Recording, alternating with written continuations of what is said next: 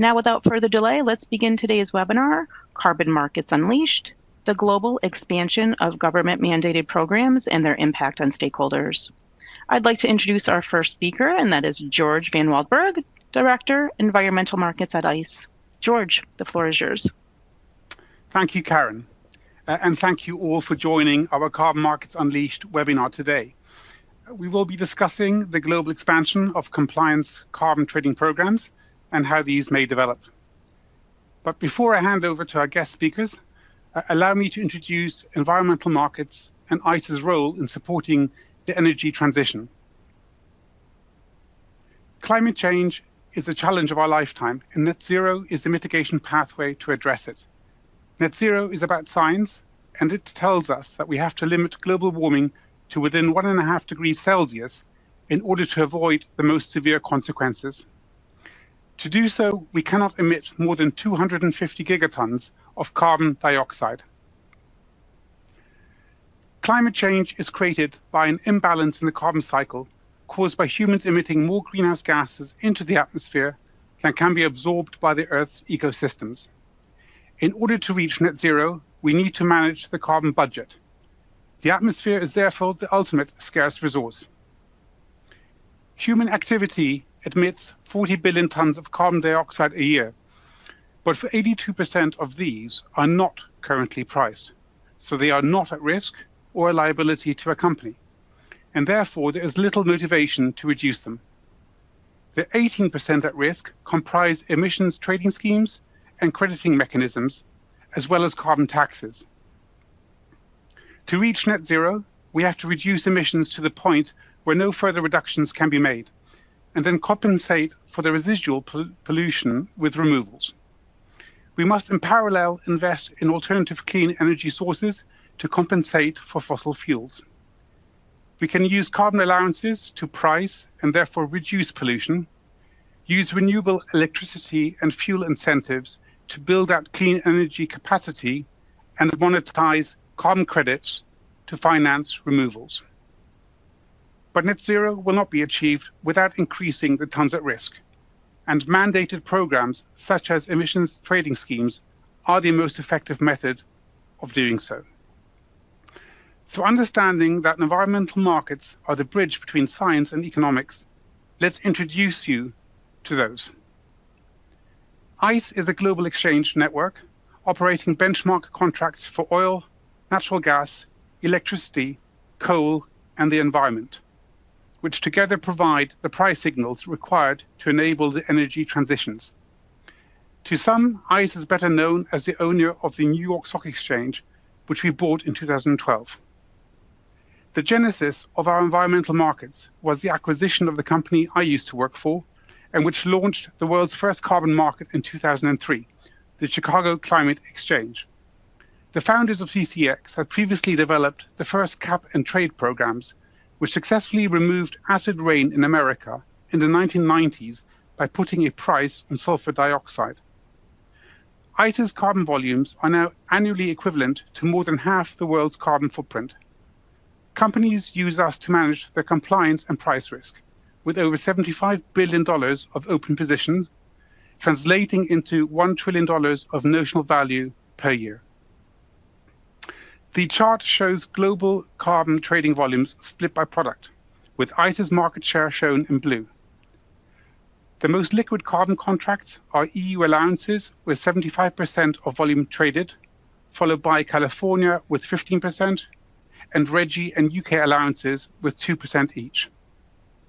In addition to allowances, ICE has been the largest carbon credits marketplace to date, with over 6 billion certified emission reductions issued by the UN Clean Development Mechanism traded.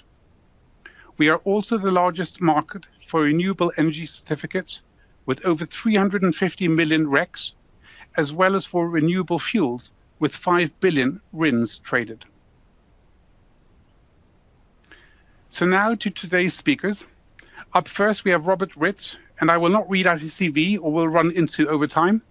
Robert is an expert in carbon markets, and much of the research he will refer to in his presentation is his own.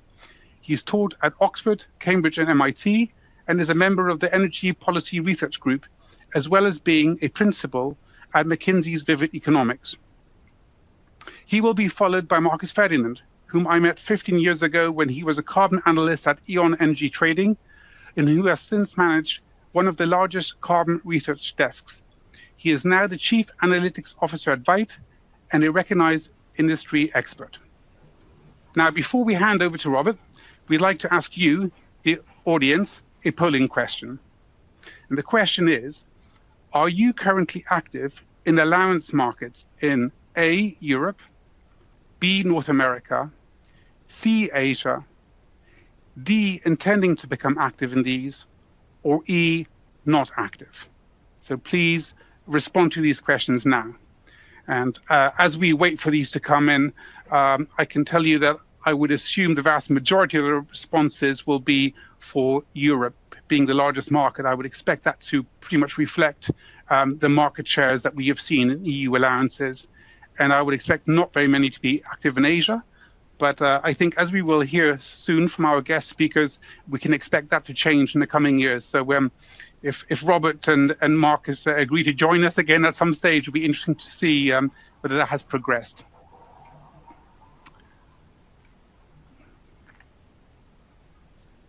All right, so I think we can now go to the responses. And it's quite interesting to note that 62% have responded active in Europe, and I think 75% of the market share in allowances traded are European. North America is 17%, so that reflects quite accurately the North American market. But I'm quite surprised to see that 7.5% are active in Asia, so that's actually quite encouraging to see such a nascent market come on stream. Okay, so I think the time's up on the polling. We'll hand over to you, Robert. Thank you. Super. Well, thank you so much, George, for setting the scene and for organizing what I'm sure is going to be a fantastic webinar, and for inviting me to speak, and to everyone for joining today. So I'm going to talk about the global expansion of carbon allowance markets, and you can see I've snuck in the word predictable in brackets because I think it is predictable. And I should say up front that today I'm only going to be giving my academic views on these topics, and this is not necessarily the view of any organization out there. So let me start by putting things into context, and this is very much related to the ground that George has already set out. And my starting point is really a hypothesis that the global carbon market should actually be almost at least as big as global oil. I should say this is illustrative, but I think it's a useful comparison. So what I'm showing here on the slide on the left-hand side is the state of play in the global carbon markets in 2023. We know that roughly the quantity of greenhouse gas emissions is 40 gigatons per year. And the carbon price as things stand on average globally is about $4 per ton of CO2. Obviously, there's huge variation across the world, lots of zeros and some much higher levels, notably in Europe. So that gets you to a global market size per annum of about 160 billion. And the trading volume corresponding to that is about 1 trillion. So the churn's is about 6. And I think it's useful to compare that with global oil. So global oil is about 100 million barrels per day. The average price last year was, let's say, 80. So that gets you to a market size of about 3 trillion with a similar amount of trading in relative terms. So you can see here that the global oil market is about 20 times or so bigger than carbon. And I think this is something that really has to change. As a thought experiment, taking a $40 average carbon price globally, which is a number that's obviously much bigger than what we have today, but is also not a super high carbon price, you would get to a global market size in carbon exceeding 1 trillion per year. And really, my argument is that we should have a $1 trillion market in carbon already today, much the way that oil has already been. So carbon markets have expanded roughly 10x compared to where we were a decade ago, but we need another 10x growth to really start to seriously combat climate change at a global level. And so the second hypothesis that I have is that we're getting there.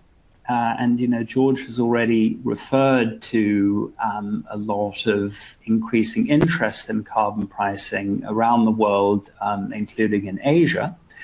And I've lifted here a chart from a very nice paper that the IMF put out. And my interpretation of this is that history really suggests a strong wave of carbon pricing as we move into the 2030s. So you can see here that the figure plots the size of a climate policy portfolio against time, where time is measured in terms of the years before and after the adoption of a carbon pricing regime. And so the climate policy portfolio reflects a range of non-price policies. So, for example, grants and subsidies for low carbon activities, regulation, R&D incentives, voluntary action, information campaigns, and so on. And so what you can see here is that for a range of countries that have introduced carbon prices, so these are mainly European countries, but also others further afield, you have a pretty marked uptick in the size of this climate policy portfolio around 5 to 18 years before they then eventually have adopted carbon prices. And so what this really shows is that you get a period of accumulation of climate policies that paves the way for carbon prices. And then many of these have been very successful since then. And so that's historical data. And sort of extrapolating from this, what it suggests to me is that the ramp up in climate policy that we've seen over the past years, notably since the Paris Agreement, if the future plays out in a similar way to the historical trends, will pave the way for carbon pricing in many other jurisdictions who are now much more serious about climate policy, moving into the 2030s, so roughly 5 to 18 years from where we are now. And I think that's a pretty strong and actually pretty exciting implication. So just to recap the economic logic behind carbon pricing, this will be familiar to many people on the webinar today. I've tried to sort of come up with the simplest possible visual to illustrate the economics here. So I'm considering two emitters, call them A and B. These could be two companies or two sectors or two countries or two regions. And the idea here is that both of them have abatement options available, which come at a cost. And A has a relatively low marginal cost of abatement for another unit of abatement, while the abatement costs in B are higher. And the question that this graph answers is, what is the most efficient way to distribute abatement across these two entities, two countries, two companies, whatever it may be? And if you think about this for a moment, what needs to happen is that the marginal abatement cost is equalized across the two players, because that exhausts the gains from trade, and that leads to the lowest overall societal cost for generating any given amount of abatement. And so that's what I'm showing here at the graph, where those two curves cross, and you can see that A performs the lion's share of the abatement, but B also does some abatement, because that's what's efficient from an overall societal perspective. And so why am I saying this? Well, this is exactly what carbon pricing gets you. So what I've drawn on the y-axis here is this equilibrium price, carbon price for abatement, P equilibrium. And so if carbon is priced at that level, that actually induces the now regulated entities A and B to perform the abatement that is efficient as per the logic that I've just outlined.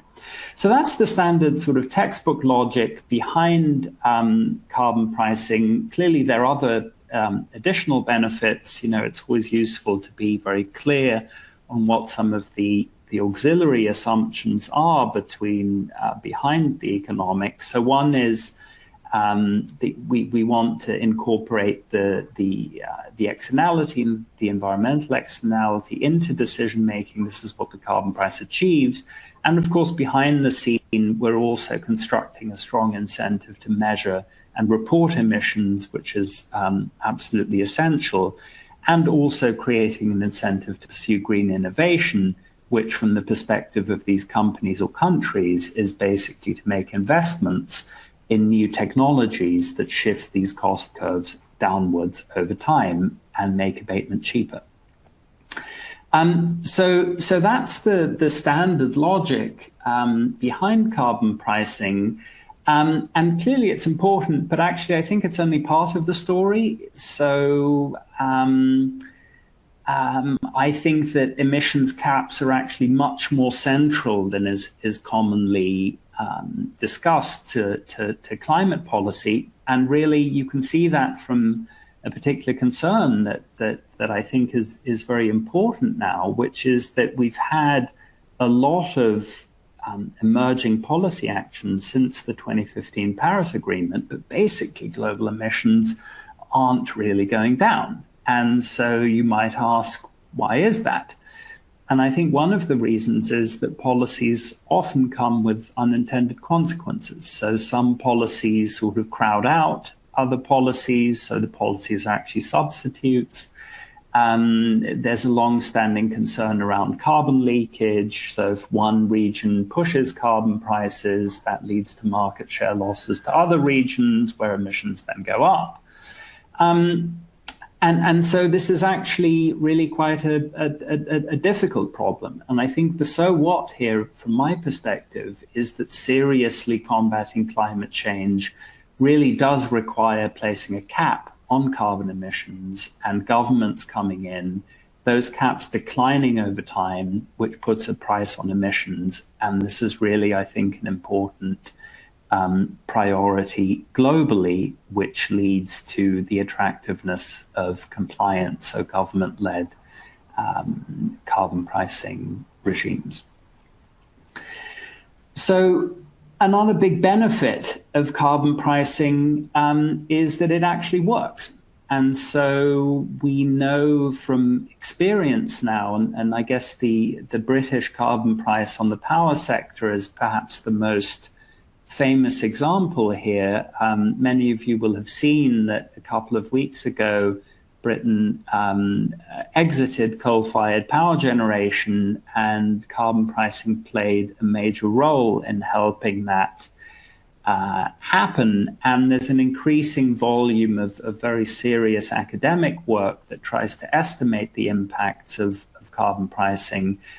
And it shows, and there's a quote here, the introduction of a carbon tax in the British power sector led to a substantial decline in electricity-related CO2 emissions by 26% within only 3 years. So emissions come down quickly. It's also a cheap form of abatement. And there's increasing evidence that these effects are actually causal. So they're due to carbon pricing. They're not because of changes in weather patterns or a recession or anything else like that. And hopefully this sort of evidence will increase over the coming years, also for other jurisdictions, other sectors, and so on. So with that as sort of the case for carbon pricing, I think it's also really important not to be too dogmatic about all of this. So clearly market-based instruments are a good idea, but as I mentioned initially, it's not the only game in town.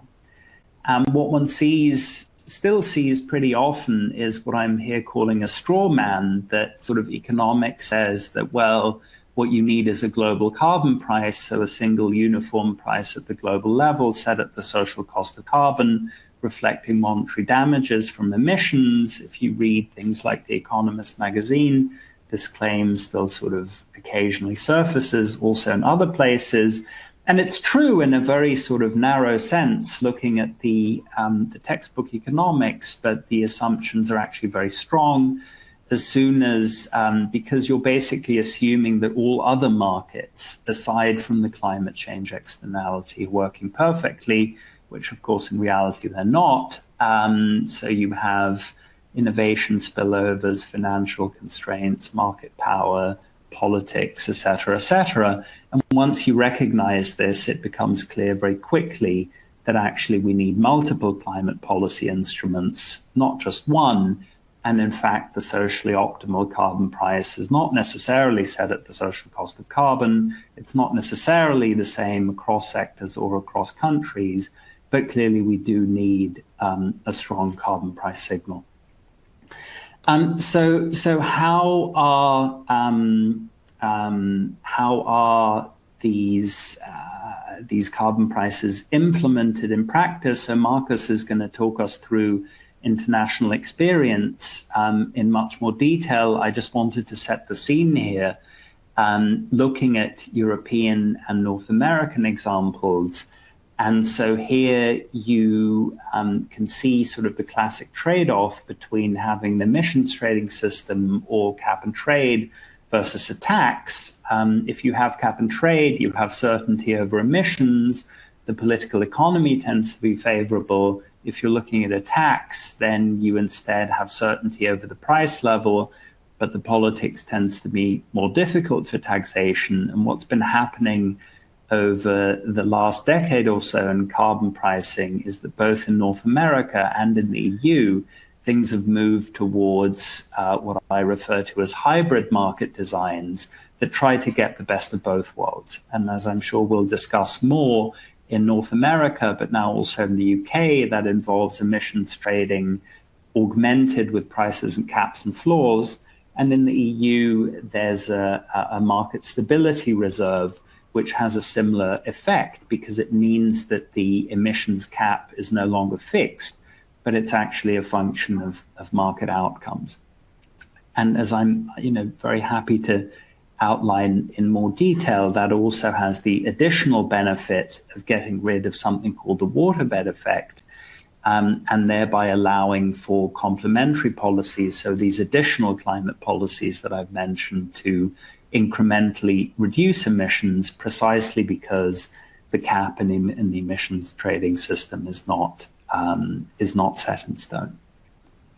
So to recap key takeaways, I think emissions caps are absolutely critical. Carbon price can deliver quick and cheap abatement. I think history suggests a wave of emissions trading systems going into the 2030s. And my interpretation of the economics is very much that we need carbon pricing globally, but not necessarily a uniform global carbon price, which is, of course, a pretty tall order. And with that, let me hand over to Marcus.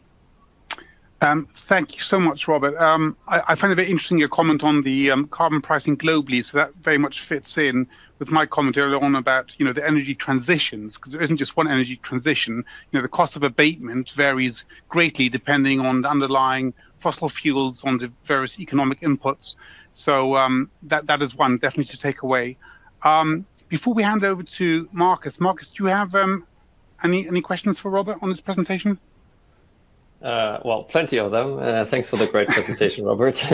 But well, let me probably pick one here, because I think you talk about the wave of carbon markets that you expect to basically get implemented over the next few years, and also some of the desire here to kind of move towards a global carbon price. I mean, do you see kind of there is an increasing likelihood for carbon markets actually to link as a result of these developments? And what do you think, why would that potentially be desired from like a policymaker perspective?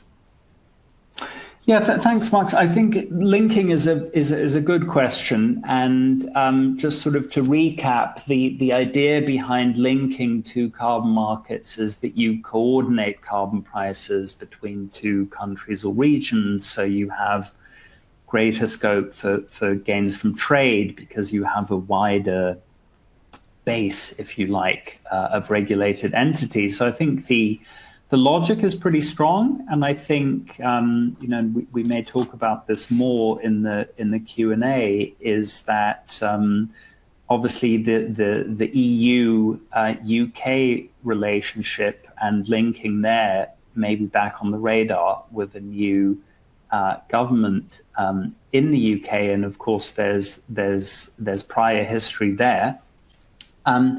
And that would be useful, but I think it's obviously quite a special case. I think more generally, my view on linking is that it's sort of nice to have, but perhaps overrated. I think one of the challenges is that the linking discussions and the politics around that tends to be most favorable between countries that are already quite similar.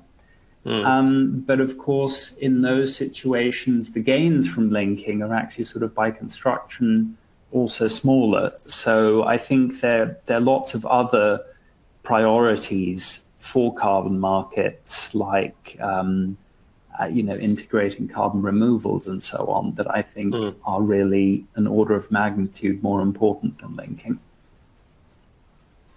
Yeah, no, that makes sense. Happy to extend that conversation, I think, during the Q&A session. Sure. George, shall I just continue then, or? Yes, please, Marcus. Yeah, the floor is yours. Great. Well, thanks for the invite. Very happy to discuss kind of the different kind of global systems at play today. So as we've heard from Robert, carbon pricing is a very meaningful tool to reduce emissions.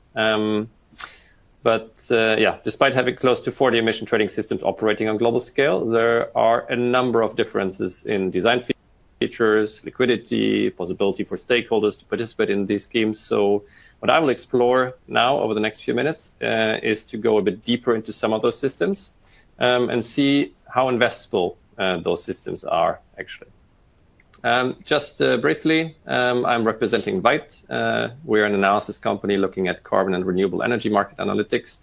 And you'll find my contact details at the end of the presentation. So please feel more than welcome to reaching out following this call. This is a very snapshot overview in a way of where we stand with regards to carbon emission trading systems around the world. I borrowed that info from ICAP. So what do we actually talk about here? We talk about 36 emission trading systems currently operating on global scale. They're covering around 10 gigatons, equal to around 18% of global greenhouse gas emissions. And carbon markets are means by governments around the world to incentivize emission reductions, and at the same time, quite a welcome means of generating income as well. So those systems have raised around $74 billion in 2023. So the introduction of a carbon border adjustment mechanism, the CBAM, in Europe will likely increase the speed and also the breadth of market coverage. And I'm sure we'll pick up the CBAM topic again also during the Q&A. So what you see here is basically the evolution of carbon markets over the past years. It's quite impressive. So the European system, the EU ETS, started operating in 2005. That's the dark blue bar. It's kind of the first of its kind system. And it proved that such systems work and deliver emission reductions at scale. And then the market actually picked up liquidity, mostly with the second trading period, which started in 2008. So today, the cap of the EU ETS is around 1.2 gigatons. US markets were then added to the picture in 2009 with the Regional Greenhouse Gas Initiative, RGGI, and the Californian system, which is the foundation for the Western Climate Initiative, WCI, which we'll talk about later on as well. Also, China entered the game in 2013, first pilot schemes that already increased the share of globally covered emissions quite significantly, which was then followed by the Chinese national system that appeared for real in 2021. And by the scale of this bar, which is the purple one, really dwarfed the European system by size, with a massive cap of around 5 gigatons, which is more than triple the amount of the European systems, right? So currently, there are 36 markets in operation, but those markets trade at very different levels with regards to prices and with regards to liquidity. When it comes to price development, carbon markets are largely impacted by the policy framework and the tightness of the cap. So basically the number of allowances handed out to market participants in relation to the actual emissions. The behavior of market participants, such as utilities hedging forward, industrials adjusting their positions in light of production data, financial sector arbitraging the market. So there's lots of different strategies at play here. The markets that took really off big scale in terms of price development during the past years are the EU ETS, the UK ETS, so the black and the gray line basically, and WCI with the yellow line. Whereas other markets have seen rather slow price developments or range-bound behavior. And we will have a look into some of these markets more in detail now and provide some explanations why price developments actually diverged. So talking about the European markets first, if you look into this chart, you see basically the price development for EUAs. So the EU ETS has seen several ups and downs lately. The adoption of a tighter policy framework that pushed the market to an all-time high in February last year. And as a reaction to the Russian invasion of Ukraine, the EU launched the Repower EU program, which basically front loads some allowance auctions from later years into the period 2023 to 2026. Has caused quite a bit of bearish pressure as more supply than anticipated is coming to the market. And at the same time, gas prices declined. So when gas prices decline, it's cheaper to produce power with gas-fired generation instead of coal, which is, it's less or lower emissions per generated megawatt hour of electricity, and therefore demand for EUAs decreases. That has caused a steady price drop to 52 euros earlier this year, before then rebounding gas prices lifted the EUA contract towards the 60 to 70 euro range again. Well, looking at kind of the small brother and little brother of the EU ETS, the UK carbon market, that was created in 2021. So the UK left the European Union. You all know what happened during the Brexit period. So by design, the market started on relatively equal terms, as the EU ETS kind of provided in a way the regulatory blueprint for the UK ETS. From the start, the UK ETS traded at a premium to EUAs due to high expectations for quite a tight framework. But following a period of political uncertainty and kind of the previous government's signals to weaken climate policies, the spread turned in favor of the EUA price. So many market participants are expecting with the current Labour government to see an easing in the UK-EU relations, which eventually could lead to a relinkage. Robert mentioned that.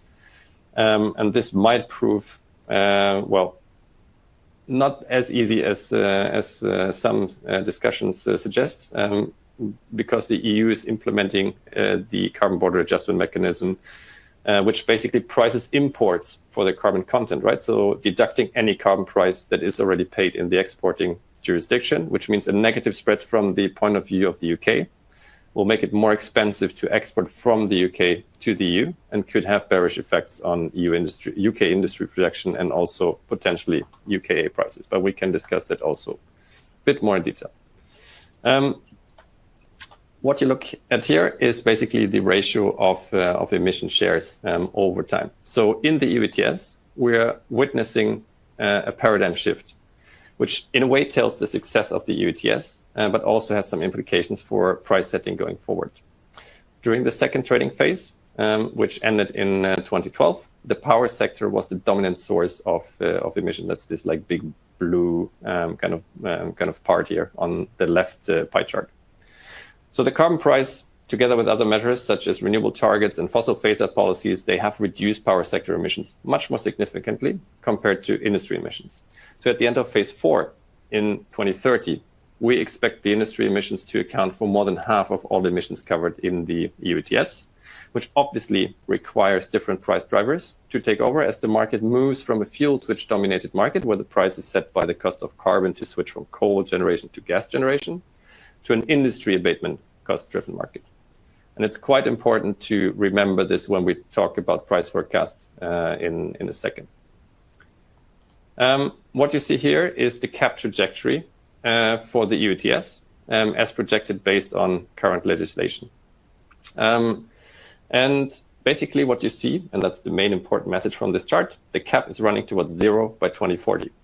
There will be residual emissions in the system, as some industrial processes can't technically reduce emissions to 0. So this is reflected here by the line, right? So there is a gap to be closed, which is the gap between residual emissions in the system, in case Europe doesn't want to deindustrialize, and the cap, right? So there's different ways to do this. First of all, there will be massive investments required in industry abatement over the next few years in order to bring emissions down for those sectors. But this will also not bring down emissions fully to 0. So there is a potential linkage to other system. In a way, this is opening up a new abatement pool, but it just kicks the can down the road in a way. So we will still enter a big gap that needs to be closed between emissions and cap being at 0. We can allow for negative emissions to be accounted for in the EU ETS. So in this case, domestic removals, they are costly, obviously a price driver. We can potentially integrate via robust Article 6 for like allowing for the import of high quality credits to the system. This is currently in a way not really a political or like a formal political discussion. But there is options to kind of bridge a bit between emission levels and cap going to 0. Even though it will be very costly to close this gap. And I think this is quite important to understand. And this is not the only system which faces those kind of gap to cap discussions. There is other systems around the world as well. And some of them are based in the US. So let's have a quick look into how the US markets are actually set up, which are smaller in size compared to the EU ETS, but also very liquidly traded. The Western Climate Initiative, I already mentioned that. It was established in 2012 and currently covers buildings, industry, power and transport sector emissions from California and Quebec. And there is a view to link to Washington's scheme. We will talk a bit about Washington as well, currently at risk with the ballot initiative, which is up for vote with the upcoming elections in November. Cap smaller than the EU ETS as mentioned, so we talk about 280 million tons for California, around 50 million tons for Quebec, and around 60 million tons for Washington. The California-Quebec joint ETS is the most extensive and ambitious cap and trade program in North America, covers nearly 80% of the jurisdiction's respective emissions. And in order to ensure that the ETS continues to play a key role in the increasingly ambitious decarbonization target setting, California and Quebec regulators have initiated a process aimed at increasing the program's stringency. So currently, California regulators are considering several allowance reduction scenarios that could entail up to 265 million allowances being removed from the 21 to 2030 budgets, as well as extending the program through 2045. So there is quite a few kind of regulatory price drivers, obviously, that have then an impact on where CCAs are traded. So in September 22, California codified the state's carbon neutrality by 2045 goal. And then we have basically seen in March 23, California's neighboring state, Washington, which had its first ever carbon allowance auction. That was actually solved at $48.5 US per ton. That gave California allowances quite a boost. And then by July 23, the California Air Resources Board presented a supply curbing scenarios, which obviously had an impact or a bullish impact on prices. In February 24, the price then hit a new record of $45 US per ton, with the market digesting the reform of the impact or the kind of the reform impacts basically, right? So, and speculators here provided quite a strong support for prices. However, the workshops that have played out through 2024 by the regulators and then relatively bearish for CCAs, especially with the pushback of implementing tighter caps to 2026, which was expected by the market to come a year earlier, right? So we can discuss a bit more on like the details later on, but this market has seen quite a bit of up and downs, generally pushing prices upwards with the prospect of stricter regulatory frameworks. Looking at RGGI, the Regional Greenhouse Gas Initiative, that covers power sector emissions of 11 East Coast states with a cap of around 70 million short tons. So for RGGI, the price increase has been primarily driven by high demand and anticipation of also here program reforms. There is anticipation of regulatory changes, also quite a bit of uncertainty around that. So we have seen quite a bit of a correction once with RGGI regulators actually being a bit laid out with regards to the final updates from the review process. We're expecting this to happen now by the beginning of 2025 in order then for 2026 implementation. So this has pushed contract prices down to levels below $20 per short ton. And we will talk about that in a minute with regards to where we are seeing kind of prices going. Well, overall, we can say that RGGI prices went higher on the back of strong compliance buying. Which basically then also coincided with higher emissions year on year, power sector dynamics, and RGGI allowance is traded higher than the 2030 cost containment reserve trigger, which in a way is a soft price ceiling, which is obviously an interesting subject in itself, as the cost containment is there for a reason. So having looked a bit into price drivers, and let's briefly discuss the market setups and other major global carbon markets before we get back to an outlook on the most liquidly traded systems. What you basically see here is three different charts looking into why carbon markets might be a bit more difficult to invest in. So as said at the beginning of the talk, out of the 36 carbon markets in operation, there are different degrees of investment options here. And I just want to highlight a few challenges with some of these markets. So let's start on the left side with the national system in China. The cap with 5 gigatons is around 4 times larger than the EU ETS, right? But there is a few obstacles. One is that investors one kind of obstacle that investors will face is that it's an intensity-based rather than an absolute cap system, which means that emissions are capped per unit of output rather than setting a cap on total emissions, which means it has only like a limited effect in incentivizing less carbon-intensive production. There will be more sectors added now. So there was a recent announcement that steel, cement, and aluminum will be added to the national ETS by the end of this year. So also these sectors' emission intensity will be regulated going forward. It's a bullish signal in itself, as it provides confidence in the market and also clearly indicates the government is pushing forward with emissions trading as a tool for mitigating climate change. But when you compare liquidity between the EU ETS and China's national ETS, it becomes quite obvious where the limitations are. It's all about liquidity. So the EU ETS trades around 6 to 10 times its annual cap in volume. The Chinese national system traded approximately 4% of its annual cap in 2023. That was around 200 million tons. Very different way of kind of handle liquidity between the system. Reason for that is that so far only compliance entities are allowed to trade. Derivatives are not allowed. And well, we'll probably see some changes to that given the latest announcements, but this so far hasn't been implemented. Korea, middle chart. Bit similar situation in the Korean ETS, limitations of market participants to trade the system.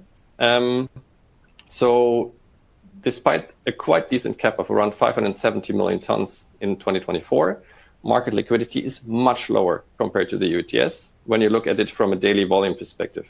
So you see that in the chart in the middle. Please note that I adjusted the Korean ETS volume by factor 10 in order to see the pattern. So this is like really like a few notches kind of down in terms of scale here. So while the EU ETS transacts around 30 million allowances per day, the Korean ETS transacts around 300,000 tons year to date. So there's a massive difference here, right? Also here, quite a few restrictions in who can actually participate in this market. Last example, New Zealand ETS, right chart. The New Zealand ETS was launched in 2008, covers around half of New Zealand's greenhouse gas emissions. But the size of the market here matters a lot. In 2024, New Zealand cap is set at 28 million tons, while the EU ETS cap is around 1.2 gigatons, right? So this obviously limits the amount of trading that can be expected from such a small system in comparison to a much larger system like the EU ETS.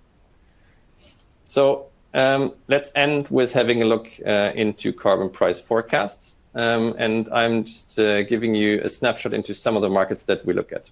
Here you see the fundamental balances for the EU ETS on the left, and then WCI and REGI following. The EU ETS market has a very large build-up in oversupply during the first years of its operation. It's mainly been addressed by the introduction of the Market Stability Reserve. Robert mentioned that in 2019, which then adjusts auction volumes as a function of oversupply.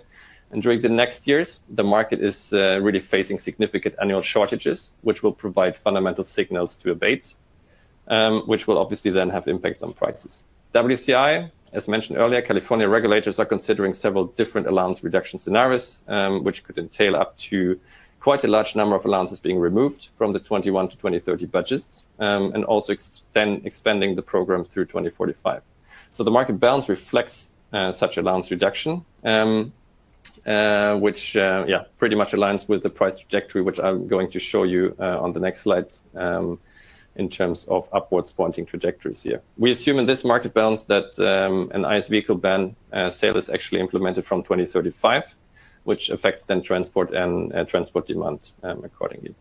REGI, so here we are basically seeing the same picture, right? The market balance is pointing downwards. We are forecasting about 21 million tons of reduction in regional power sector emissions from 2024 to 2030, being the main reason for why the balance is pointing downwards. So let's have a quick look then at price developments.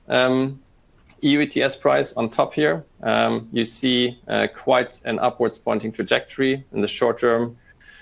We see that prices need to recover from the recent lows. We're going to see an impact of the annual shortages hitting prices going forward. So for 25, we expect prices to reach levels around 93 euros per ton already, and then moving upwards north of 100 euros per ton going forward, with a very tight balance, especially during the second half of phase 4, and also preparing for the scenario that I outlined, where we are seeing the gap between emissions and residual emissions in the system and the cap going more and more down to zero.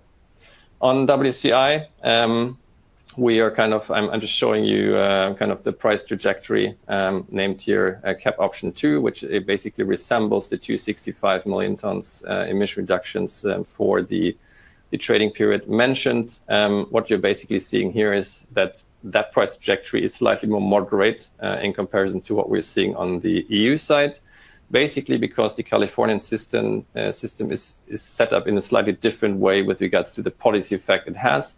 It's in a way a last resort system where other policy measures are supposed to reduce emissions first, and then the ETS comes in. Whereas on the EU ETS side, we have this as, in a way, the first line of defense already, where the EU ETS is really the main policy tool to reduce emissions. The WCI or California Quebec prices are heavily dependent on policy overlap scenarios. So in this case, the dotted blue line shows you a scenario where, with the same cap, we are assuming the ICE vehicle ban not being successfully implemented, and you see that prices are shooting upwards quite significantly as a result of it. So summarizing, emission trading systems are important policy tools to reduce emissions within the foreseeable trajectory as long as they operate under cap. Development of carbon prices is a signal of market tightness and usually reflects policy and regulatory ambition. We have seen an overall bullish price trend across the most liquidly traded markets during the past years. Volatility remains. In a world that develops towards net zero, the role of negative emission grows. It will depend really on the regulatory framework, whether these negative emissions will get included in existing emission trading systems or whether they will form separate tolls or systems. And in order to allow for intertemporal market efficiency, a sufficient degree of liquidity, and the ability to deliver a fair value price, investors and other financial sector participants are a key ingredient in the overall mix of allowing for a successful carbon market ecosystem. So the investability of carbon markets largely depends on the possibility to enter and exit positions ad hoc, which requires deep enough order books and highly liquid trading environment, while at the same time accounting for the cap size and ability to generate emission abatement as a function of the carbon price by compliance entities. So with that, I'm handing it back over to you, George, and happy to answer any questions there are. That was excellent. Thank you so much, Marcus. We'll go straight to the Q&A now. We've got quite a few questions coming in. So let's get to it. So what are the implications of the upcoming US elections for carbon markets? Marcus, do you want to take that one? How much time do we have? Well, I think it's, I mean, there's two big scenarios, right? I think Kamala Harris would continue the current administration's engagement with the international community around the Paris Agreement and global climate negotiations. A Trump administration would seek to remove the US from the Paris Agreement, as he did in his first presidency. So it's not so much a worry for US markets in the first place, I would say, because they are not like regulated on federal levels, but it's very problematic for the overall idea of carbon markets kind of globally. So this time around, backing out of Paris would be a much harder blow to international emission reduction efforts than the previous time. Basically, back in 2016, the US had submitted its first round of emission cutting targets, the NDCs, right, the National Determined Contributions. So those applied when President Biden rejoined the agreement after his election in 2020. Now, parties' updated NDCs are due in 2025, right after Trump would be inaugurated. So even though the US would still be party to the Paris Agreement at that time, because formally withdrawing takes a year or so, the sitting administration will have broad authority to weaken the US climate targets or possibly cancel them altogether while waiting to leave the accord. And worse, and I think this is quite important, the Trump campaign has signaled he would seek to withdraw the US from the Paris Agreement's parent treaty, which is the UNFCCC, the United Nations Framework Convention on Climate Change. This would end US participation in global climate kind of discussions at all, not just in the context of the Paris Agreement, because only countries that are parties to the UNFCCC, so every country in the world basically, participate in its global efforts to limit the temperature increase to 1.5 degrees, right? So it's really a lot at stake for climate negotiations and the kind of wider framework of carbon markets with the US elections, but it will come with a slight delay and probably through the back door. Okay, thank you. Next question. We've got quite a few in the CBAM as expected. So, Robert, this is one for you maybe. How will CBAM change the world of carbon markets? Okay. Yep. So it's a good question. So I think CBAM is already changing things and actually surprisingly quickly. So I think with the CBAM, it's worth remembering that, you know, as of right now, it's really just an administrative device around monitoring and so on. So the actual payments only start in 2026 and then will gradually ramp up alongside free allocation of permits being phased out. And, you know, even by 2030, it will only be implemented around halfway in terms of payments, which is 5 years from now. But you know, I know from you know speaking to stakeholders that it's already been the anticipation of CBAM has already been influential in terms of corporates measuring their emissions, so non-EU corporates, and also around calculating the business case for green investment that involves exporting into the EU. And of course, also for governments around the world who are considering putting a price on carbon, and where the CBAM is really pushing them in the direction of A, doing that, and B, doing that faster to kind of match up with the CBAM's timeline. Great, that makes sense. Next question on the CBAM. Is there a hedge against the CBAM? I'll take that one, because the hedge is, of course, ICE, EUA, spot and futures. And the reason for that is that with the CBAM, if you are an exporter selling products into the EU and you don't have a comparable carbon price, then the difference between the EU price, EU allowance price, and your carbon price will have to be made up in CBAM certificates. And those are based on the 2-week average price of the auction, and the ICE EUA contract trades only a few cents differential to that. Right, next question. What will be the first traded price for EU ETS 2 allowances? So this, of course, is the market starting either in 27, 28, and that would be a perfect one for Marcus. Yeah, looking a bit in the crystal ball here.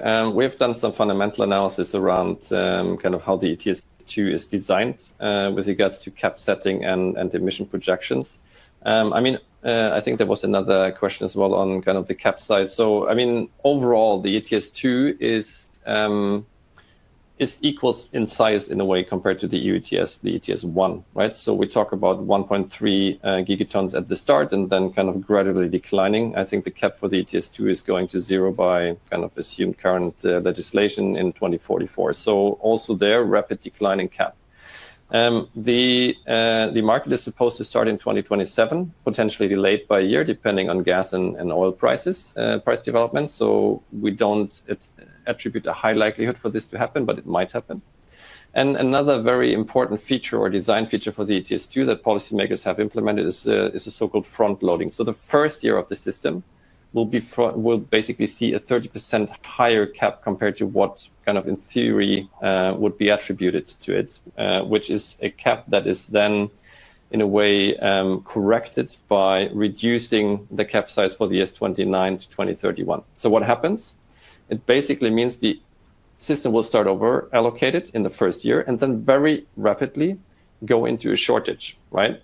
So this has obviously implications for price developments. So we expect prices to the system to start off with prices around 50 euros, 55 euros per ton, but then very quickly entering into a high or like a bullish price trajectory, seeing prices hitting above 200 euros per ton in 2031 when the system is extremely tight.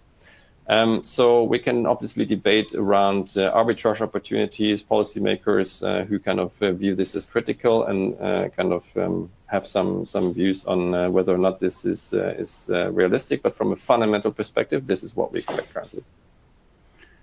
Marcus, thank you so much. We've got so many questions to answer, but unfortunately, we're running out of time. So all I can do is thank everyone for joining the webinar. Thanks to the audience. Thanks to our guests. We really appreciate your time. And if you are a customer, we really thank you for your business. Please don't hesitate to reach out to me directly if we can help you with anything. And goodbye.